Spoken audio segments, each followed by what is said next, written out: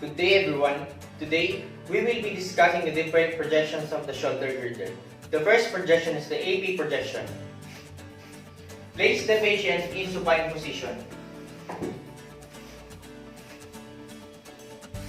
In the AP projection of the shoulder, there are three rotations, namely the external rotation, neutral rotation, and the internal rotation. First is the external rotation. Place the palm in supine position.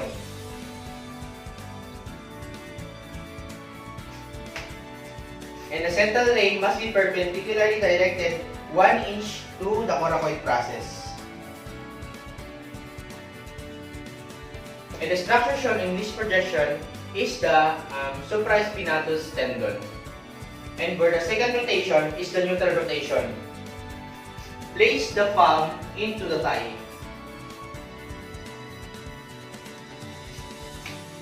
And the central ray must be perpendicularly directed 1 inch to the coracoid process. The structure shown in this projection is the small calcific deposit. And for the internal rotation,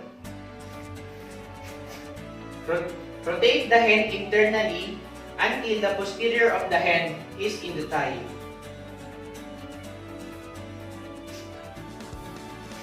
The central ray must be perpendicularly directed 1 inch to the coracoid process. The structure shown in this projection is the subscapular tendon. And the second projection is a transthoracic lateral Lorentz method. First, place the patient in upright position. And the affected side is in contact with the image receptor.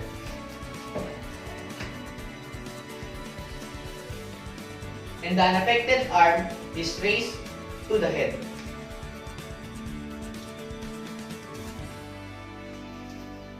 And the central ray must be perpendicularly directed to the surgical neck.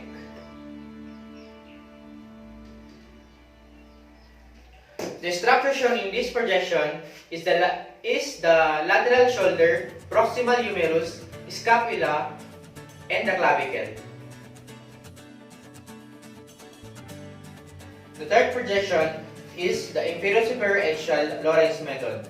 First, place the patient in supine position and abduct the hand at the right angle and the humerus is externally rotated. Place the image receptor to the vertical superior to the shoulder.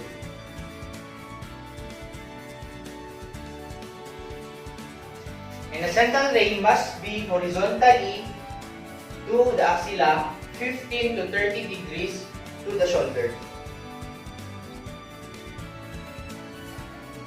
The structure shown in this projection is scapular tendon and on the lesser tubercle. The fourth projection is the scapular wide P oblique projection. First, place the patient in standing position. And position the part of the patient on the affected side. In this case, the patient is in right anterior oblique with 45 to 60 degrees to the image receptor.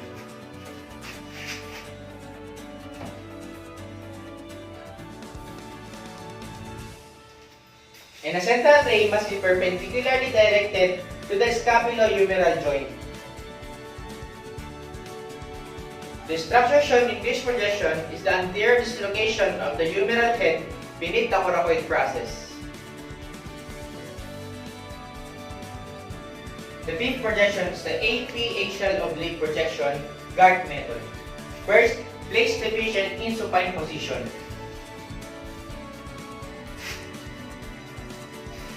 In this case, the patient is in left posterior oblique. Rotate the body of the patient by 45 degrees. And flex the elbow and the hand is in chest region in pronation.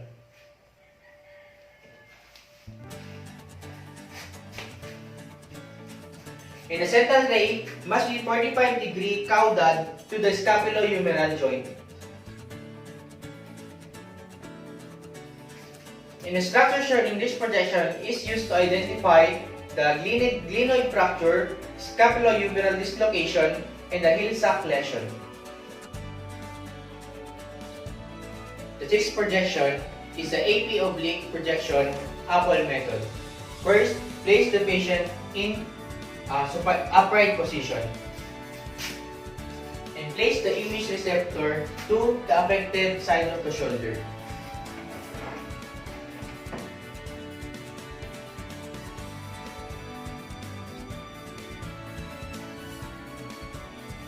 And abduct the hand of the shoulder by 90 degrees.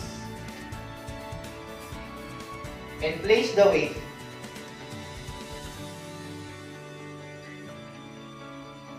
And rotate the body by 45 degrees.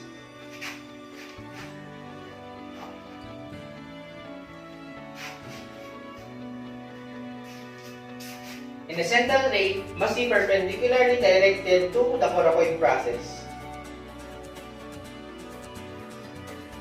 The structure shown in this projection is the loss of articular cartilage.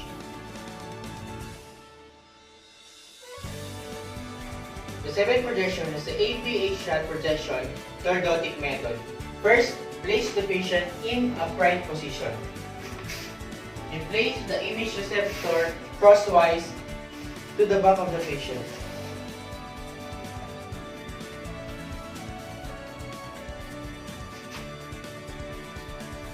And position the patient must be the upper thoracic of the patient is in contact to the VCH.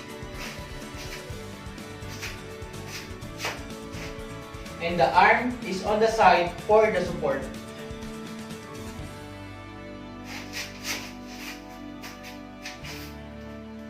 The central ray must be 0 to 15 degree cephalad entering to the mid shaft of the clavicle.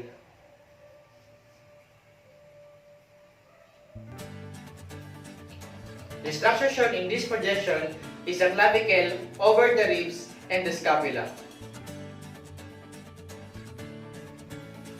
The eighth projection is the AP projection of the scapula. First, place the patient in supine position and place the image receptor lengthwise to the scapula.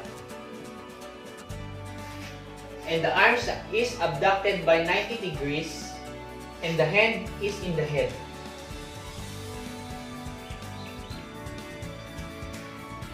And the central ray must be perpendicularly directed 2 inches inferior to the coracoid process.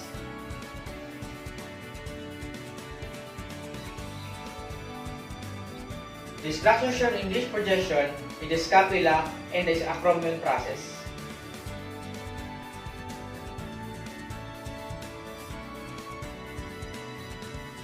And now, we will be going to discuss the different projections of the pelvic girdle. The first projection is the AP projection. First, place the patient in supine position and the feet is internally rotated by 15 to 20 degrees with a distance of 8 to 10 inches. The upper border of the cassette must be 1/2 inch above the iliac crest. So, sa projection na to guys is meron tayong dalawang rotation. The internal rotation and the external rotation. The internal rotation, the lesser trochanter is not visible, and the external rotation, the lesser trochanter is visible. And the central ray must be perpendicularly directed to the image receptor. The structure shown in this projection is the AP projection of the pelvis, head, neck, and the proximal portion of the femora.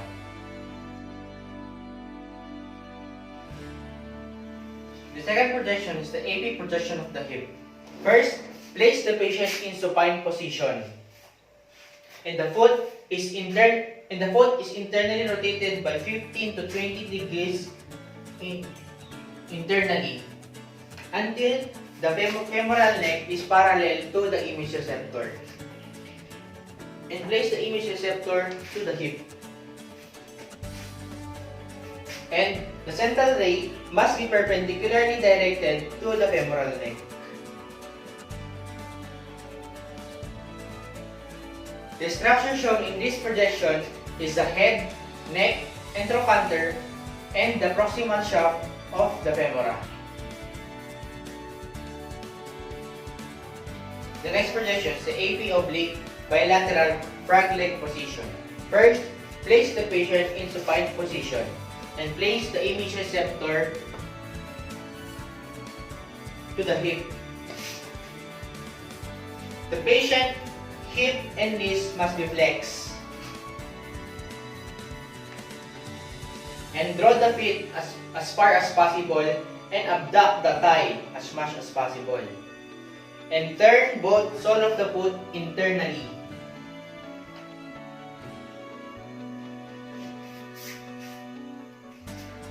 And the central ray must be perpendicularly directed 1 inch superior to the symphysis pubis.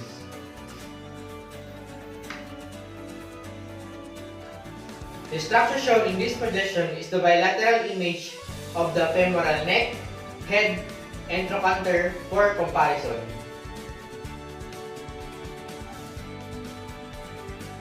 The fourth projection is the axiolateral projection, the Nelius-Miller method. First, place the patient in supine position and raise the unaffected leg. And extend the affected leg.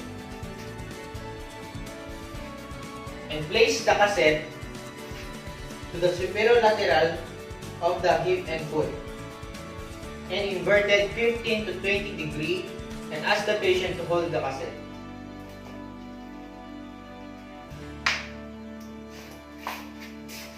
And the central ray must be perpendicularly directed to the femoral neck. The structure shown in this projection is the acetabulum, head, neck, and trochanter of the femur. The fifth projection is the AP oblique Vidette method. First, place the patient in supine position and place the image receptor to the affected side of the hip in lengthwise.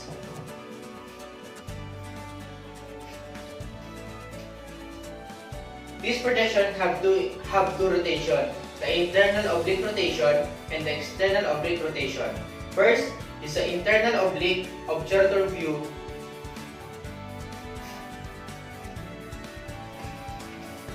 The affected side is up, forming 45-degree body rotation. The central ray must be perpendicularly directed 2 inch inferior to the axis. The structure shown in this projection is the iliopubis column and the posterior rim of acetabulum.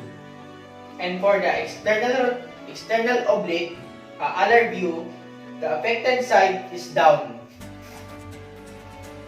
forming 45-degree body rotation.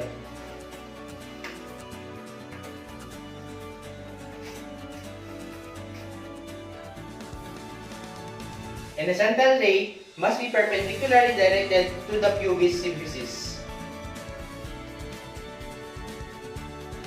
The structure shown in this projection is the ilioischial column and the anterior rim of the acetabulum.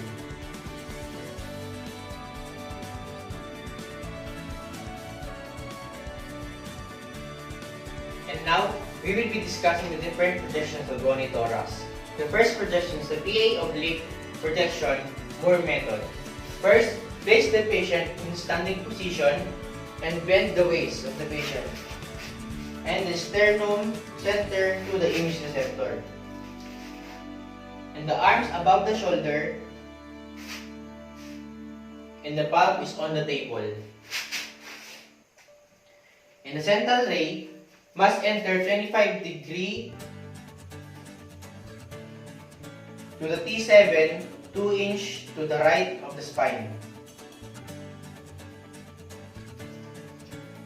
And the structure shown in this projection is the sternum is free from superimposition of the vertebral column.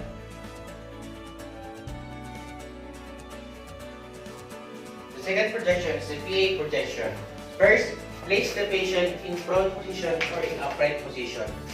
Then, place the image receptor to the level of the spinous process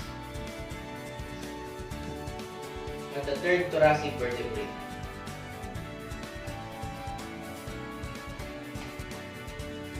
The central ray must be perpendicularly directed at the level of the T3.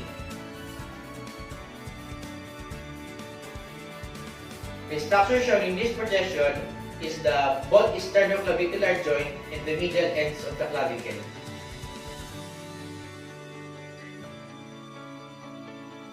And the third projection is the AP projection of the rib.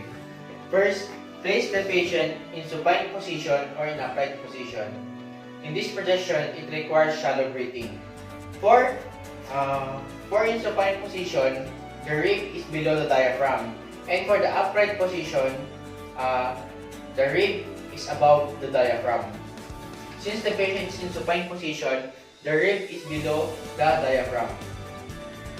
And for the upright position, it requires full inhalation. And for the supine, it requires full expiration. The central ray must be perpendicularly directed to the center of the image receptor. The structure shown in this projection is the posterior rib above and below diaphragm, and the anterior rib is seen.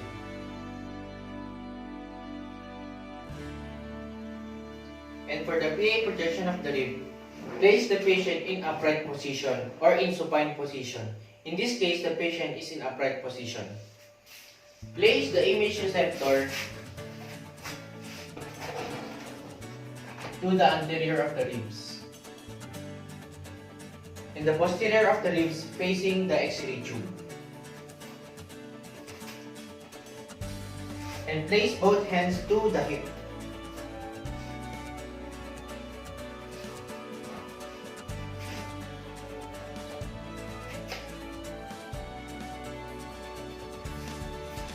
And the central ray must be perpendicularly directed entering to the T7.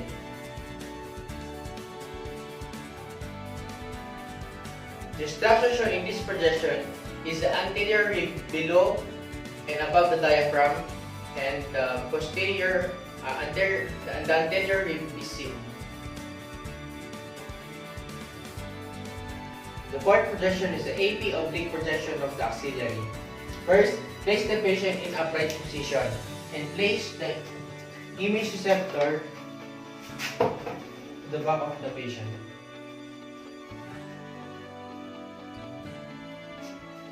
Rotate the body of the patient to 45 degrees, and the affected side is in contact with the image receptor.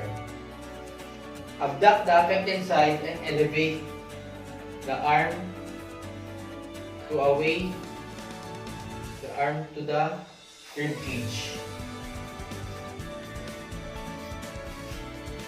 The central ray must be perpendicularly directed to the image receptor. The structure shown in this projection is the posterior ribs closest to the image receptor.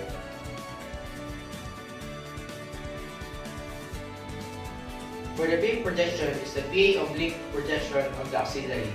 First, place the patient in upright position facing the image receptor. Place the image receptor in front of the patient.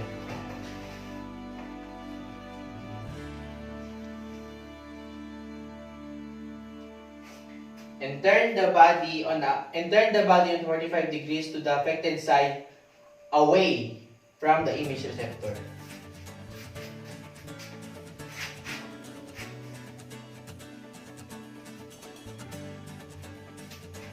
And the central ray must be perpendicularly directed to the image receptor.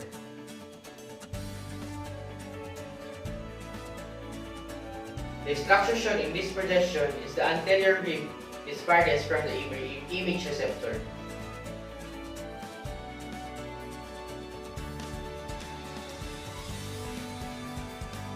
The sixth projection is a plane projection of the heart and lungs.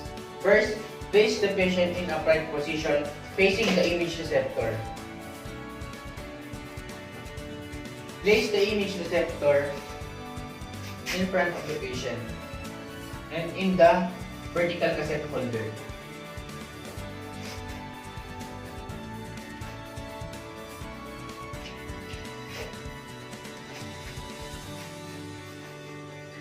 Place the patient arm at the hip, both arms,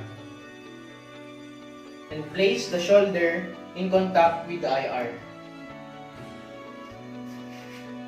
And the central ray must be perpendicularly directed at the level of the T7. The structure shown in this projection is the air-filled trachea, lungs, and the heart. The seventh projection is the lateral projection of the heart and lungs. First, place the patient in lateral position in contact to the image receptor. And place the image receptor to the lateral side of the patient. And place both hands of the patient to the head.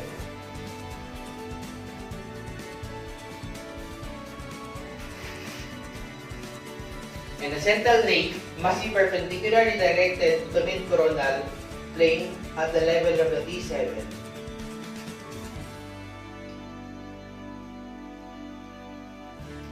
The structure shown in this projection is to measure the depth of the injury or the penetrating trauma such as gunshots and stabs of knife.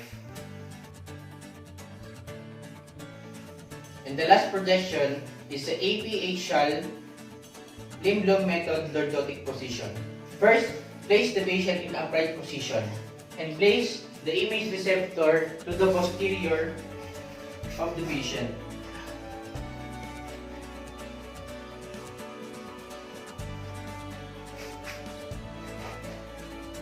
And only the upper portion of the thoracic is in contact to the image receptor.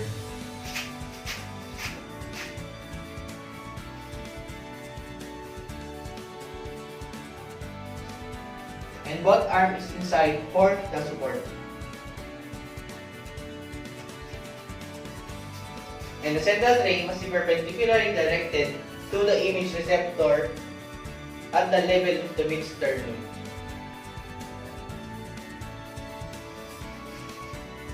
The structure shown in this projection is the interlobar effusion, and the clavicle is superior to the abysses.